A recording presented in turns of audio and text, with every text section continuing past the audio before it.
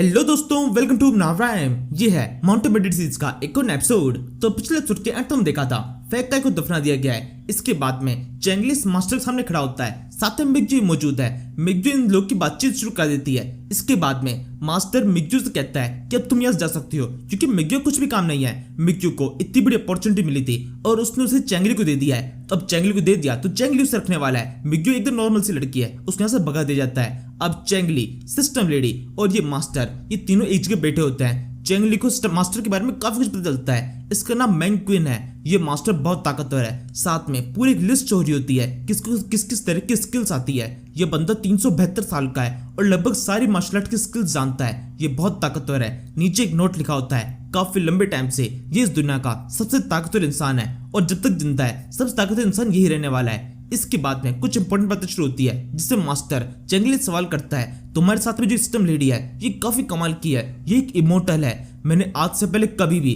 किसी इंसान को नहीं देखा है, किसी कंटेनर को इस तरीके से सेल्फ अवेयरनेस यूज करते हुए नहीं देखा है। असल में यहाँ पर मास्टर की बात की जा रही है, क्योंकि इस तरह के इमोर्टल्स को देखने को मिलते रहते हैं। ये जो इमोर्टल्स के सामने है ये सबसे ज्यादा ताकतवर है जो कि उसने अब तक देखे हैं, लेकिन ये कंटेनर के ऊपर काबू नहीं की हुई। जैसे कि वेंगुई की बॉडी के ऊपर उस एनर्जी ने पूर्ति से काबू कर रखा था, वो एनर्जी उसको कंट्रोल कर रही थी। वैसे क्वीन नेंगाई, उसकी बॉडी में सेम ऐसा ही था, एनर्जी ही उसकी बॉडी कंट्रोल कर रही थी। उसकी खुद की सेल्फ अवेयरनेस उसकी बॉडी से थोड़ी सी थी, लेकिन ये चीज चेंगली के साथ में नहीं है। चेंगली खुद भी एक कंटेनर है, ये इमोर्टल उसके साथ में है, लेकिन फिर भी चेंगली अपने सेल्फ अवेयरनेस का यूज कर पा रहा है। उसका दिमाग पूरी तरह से वर्क कर रहा है, जो कि बिल्कुल भी नॉर्मल नहीं है। ये मास्टर इसी बारे में सवाल कर रहा होता है और सिस्टम लेडीज पे जवाब देती है कि मैं इसकी बॉडी को पूरी तरह से कंट्रोल करूंगी, इसको एक टूल की तरह यूज करूंगी। इससे अच्छा है इसको पूरी तरह से कंटेनर की तरह यूज किया जाए, ताकि दोनों की सेल्फ अवेयरनेस पैरेलली काम आती रहे। इसके बाद ये बात काफी ज्यादा लंबी चलती है, क्योंकि इस मास्टर पास में काफी कुछ है जो कि चेंगली को बताना चाहता है। ये टूल्स के बारे में बताने लगता है, कुछ स्पेशल वेपन्स होते हैं जिनको कंटेनर की तरह यूज करके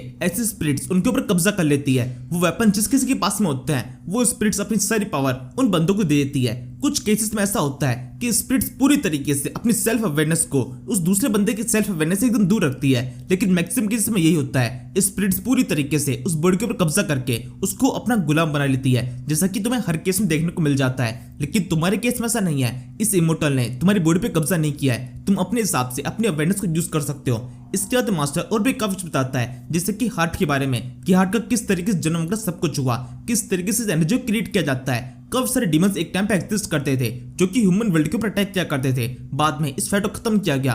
उस टाइम के सबसे ज्यादा ताकतवर ह्यूमंस उन सभी ने मिलकर उस डार्क एनर्जी को खत्म किया। वो जो डार्क एनर्जी जो अपनी चरम सीमा पे थी, उस टाइम वो कहते थे द डार्क टाइम्स, जो कि खत्म हो चुका था। ह्यूमंस दोबारा से ह्यूमन वर्ल्ड के ऊपर कब्जा कर चुके थे और उसी के बाद में इस तरह की शक्ति इस पूरी दुनिया में दिखाई देने लगी। और अब इसके अंदर प्रेजेंट टाइम की बात शुरू की जाती है, जिसके अंदर मास्टर चेंगली को बताता है कि किस तरीके से उन्होंने मिग्जू को ऑफर किया था इस पूरी दुनिया का किंग बनने का, एम्प्रेस बनने का मौका, लेकिन उसने इस मौके को छोड़ दिया है और वो ये मौका चेंगली को देना चाहती है। इस मास्टर को भी समय यही लग रहा होता है कि चेंगली ज्यादा अच्छा कैंडिडेट हो सकता है एम्प्रेस बनने के लिए, क्योंकि वो वैसे भी अपनी सिटी को अच्छी तरह संभालता है। उसने एक बिकर सिटी को टोर सिटी बनाया है, वो भी 2 बार। उसने पूरी दुनिया के सामने अपनी सिटी को प्रूफ किया है, तो जरूर से इस काम को भी अच्छी तरह कर सकता है। पूरी दुनिया को जीतना, इसके लिए सबसे बेस्ट कैंडिडेट यहाँ पे चेंगली हो सकता है। लेकिन चेंगली यहाँ पर खुद से मना कर देता है। वो कहता है कि मिग्जू को उस जगह बुलाना चाहिए और उसके सामने इस तरह की बातों कंटिन्यू करते हैं। फिर मिग्जू को उस जगह बुलाया जाता है और फिर चेंगली कहता है कैसा रहेगा मेरी जगह पर जो एम्प्रेस है वो मिग्जू ही बने, क्योंकि मैं टोर सिटी से बिलोंग करता हूँ। मैं टोर सिटी को एक्सपेंड करना चाहता हूँ इस पूरी दुनिया के अंदर, और अगर मैं इस सोच से चलूंगा तो मेरे को बहुत लंबा टाइम लग जाएगा इस पूरी सिटी को अपने कब्जे में करने के लिए, पूरी दुनिया को अपने कब्जे में करने के लिए। तो मेरे को एक ऐसा बंदा चाहिए जो कि इस पूरी दुनिया को संभाले और मैं केवल टोड विलेज को संभालूं, बैक में रहकर उस बंदे को सपोर्ट करूं, उसकी जिस भी तरह की मदद चाहिए उस तरह की मदद करूं, लेकिन कोई और आगे बढ़कर हम सभी का फेस बने और इस पूरी दुनिया को लीड करे। और इस काम को करने के लिए मिग्जू से बेस्ट कैंडिडेट और कोई नहीं हो सकता। इसके बाद में रिजल्ट निकल जाता है, मिग्जू को वो ऑफर दिया जाने वाला है, एम्प्रेस अब मिग्जू ही बनेगी। लेकिन यहाँ पर फायदे की बात यह है, क्योंकि चेंगली कंट्रोल में है मिग्जू पूरी तरीके से, वो चेंगली की सारी बातें मानने वाली है, तो एक तरह से देखा जाए तो चेंगली किंग बनने वाला है। बस मिग्जू किंग बनने के बाद भी चेंगली के अंडर में ही रहेगी।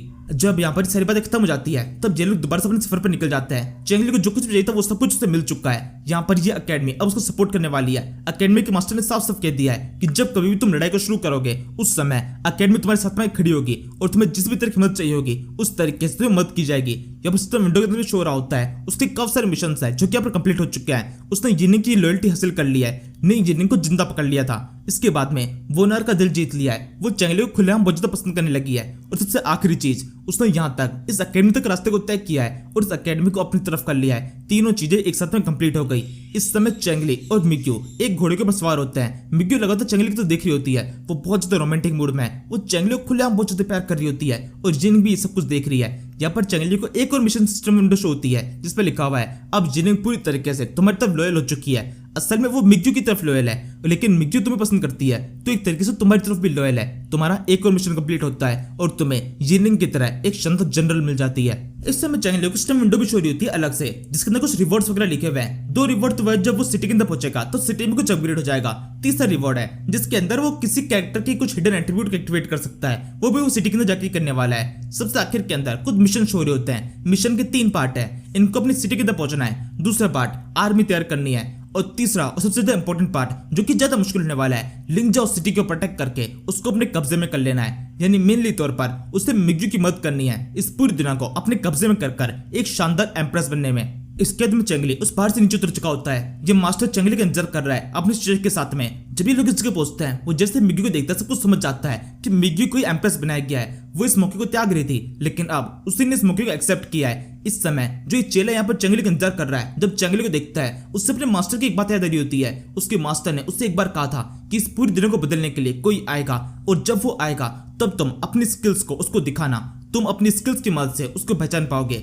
अभी इस समय उसको अपने मास्टर की बातें समझ में आ रही होती है लेकिन वो कुछ खास रिएक्ट नहीं करता, बस चेंगली को देखता रहता है। इस पे मॉन्क आके बोलता है तुम जल्दी ही इस पूरी दुनिया को एक करने वाले हो, मुझे उम्मीद है कि सब कुछ जल्दी ही होगा। चेंगली बोलता है बिल्कुल ये जल्दी होने वाला है। फिर वो गेट से बाहर निकलते हैं। सामने की तरफ काफी सारे असिस्टेंट्स हैं जो कि चेंगली का इंतजार कर रहे हैं। वो शायद से अभी भी चेंगली को मारना चाहते हैं और जिनिंग को इस बात से बहुत ज्यादा गुस्सा आता है। वो उनको धमकी देने लगती है कि तुम सबके सब मरना चाहते हो, लेकिन तभी वो लोग एकदम शांति से चेंगली की तरफ देख रहे हैं। सब समझ जाते हैं कि यहाँ पर फाइट का मूड बिल्कुल भी नहीं है। उनमें से एक बंदा आगे बढ़ते हुए चेंगली की तारीफ करने लगता है, उसे थैंक यू बोलता है कि तुमने काफी शानदार तरीके से उस रात को हमारी जान बचाई थी, वरना वो बंदा वेंगुई जो कुछ भी वो राक्षस था वो जरूर से उन सभी को खत्म कर देता। इसके साथ में चेंगली को थोड़ा बहुत ग्रीट किया जाता है, उसको थैंक यू बोला जाता है और फिर जाने का मौका दे देते हैं। इनमें से कोई भी चेंगली पर अटैक करने की कोशिश नहीं करता। इन सभी ने चेंगली की पावर को देख लिया है, साथ में जिनिंग की पावर को देख चुके हैं। इनको पता है अगर फाइट करने की कोशिश की तो इन्हीं का नुकसान होने वाला है, बेकार में मारे जाएंगे। इससे अच्छा है पूरी इज्जत के साथ में इन सभी को जाने दे। चेंगली बिल्कुल वैसे करता है, बेकार में फाइट करने से अच्छा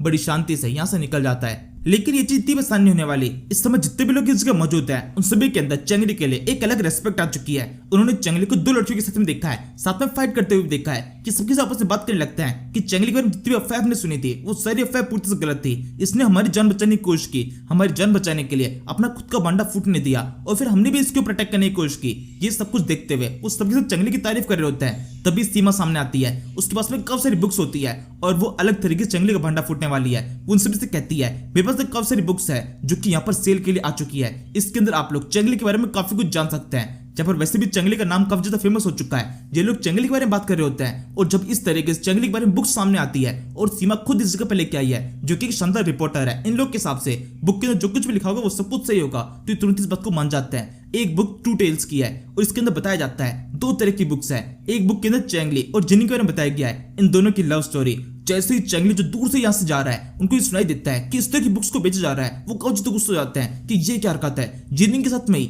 जिनिंग जो कि मेरे साथ में मिलकर किसी से फाइट कर रही थी, केवल इसी वजह से एक लव अफेयर घुसेड़कर उसको इस तरह से बनाया जा रहा है, एक बुक बना दी गई मेरे ऊपर, इस तरह से अफवाह और भी ज्यादा बढ़ जाएगी। इस बात से चेंगली को काफी ज्यादा गुस्सा आ रहा है, सेम जिनिंग को भी। फिर दूसरी बुक दिखाई जाती है जिसके अंदर चेंगली और मिग्यू के बारे में जो कुछ भी है वो सब कुछ बताया जा रहा है। चेंगली ने जिस तरीके से मिग्यू को किस किया था वो सब कुछ इस बुक के अंदर है, तो इस तरीके से एक और अफेयर सबके सामने आ जाएगा। चेंगली को बहुत ज्यादा गुस्सा आता है कि उसकी पर्सनल लाइफ को इस तरीके से किताबों के अंदर छापकर सब लोगों को दिखाया जा रहा है। वह डिसाइड करता है कि खुद आगे बढ़कर सीमा को सबक सिखाएगा। इस समय स्टार्टिंग में तो मिग्यू चेंगली को रोकने की कोशिश कर रही होती है, लेकिन जब बाद में उस बुक को पढ़ती है, बुक के कंटेंट को देखती है, उसको खुद को भी काफी ज्यादा गुस्सा आता है। वो तुरंत चेंगली को ऑर्डर देती है कि जाओ जग से सबक सिखाओ। चेंगली बिल्कुल वैसे करता है, तुरंत ही भीड़ के अंदर कूदकर सीमा को बूटों से पीटना शुरू कर देता है, उसको उसी गर्दन से पकड़कर वहां पे लटका देता है और फिर उससे कहने लगता है कि दोबारा से कभी भी इस तरह की बुक्स को छापना मत। और इसमें वो भी माफी मांगने लगती है क्योंकि उसने बहुत ज्यादा गलती हरकत कर दी है। सभी लोग जो इस जगह मौजूद है चेंगली के बारे में तारीफ कर रहे थे, एकदम सब कुछ बदल गया कि चेंगली इस तरीके से लड़कियों के ऊपर हाथ उठाता है और इस तरीके से फनी सा सीन चल रहा होता है। ठीक किसी टाइम पर एक पुराने कैरेक्टर की एंट्री होती है, कोई चेंगली कंधे पर हाथ रखता है, चेंग जल्दी पीछे से देखता है, जहाँ पर एक जाना पहचाना शख्स खड़ा हुआ है जिस में वो व्हाइट वुल्फ है, चेंगली का फर्स्ट लव। इसको देखने से वो एकदम मधुर सा हो गया था। पहली लड़की जो कि चेंगली को दिखाई दी थी। चेंगली को अब तक लग रहा था ये व्हाइट वुल्फ कब की मर चुकी है, लेकिन अब वो जिंदा है। वो जैसे इसको देखता है सीमा को छोड़ देता है और फिर एक और चीज रिवील होती है। असल में सीमा इस व्हाइट वुल्फ के लिए काम करती है, वो उसको अपना बॉस कह रही होती है। वैसे अब तक तो ये चीज बिल्कुल इमेजिन नहीं की थी, लेकिन अब जब ये चीज हो चुकी है तो काफी ज्यादा ऑब्वियस सी लग रही है, क्योंकि सीमा लड़कों को ज्यादा पसंद नहीं करती। वो एक लेस्बियन है, सेम ऐसा ही इस व्हाइट वुल्फ के साथ में भी है। वो भी लड़कों को बिल्कुल पसंद नहीं करती। उसका एक अलग कारण है, लेकिन रिजल्ट तो सेम ही है। वो एक ऐसे विलेज से बिलोंग करती है जिसके अंदर केवल लड़कियां रहती है, पूरा विलेज जिसमें केवल और केवल लड़कियां ही है। या फिर मुझे कहना चाहिए शायद से विलेज अब एग्जिस्ट भी नहीं करता है, क्योंकि ये चेंगली के विलेज के पास में ही था। चेंगली का विलेज एग्जिस्ट नहीं करता तो मतलब इनका विलेज भी पूरी तरह नष्ट हो चुका होगा। ये लोग जिंदा बच चुके हैं, यही बहुत ज्यादा बड़ी बात है। फिलहाल के लिए इस एपिसोड को खत्म कर देते हैं।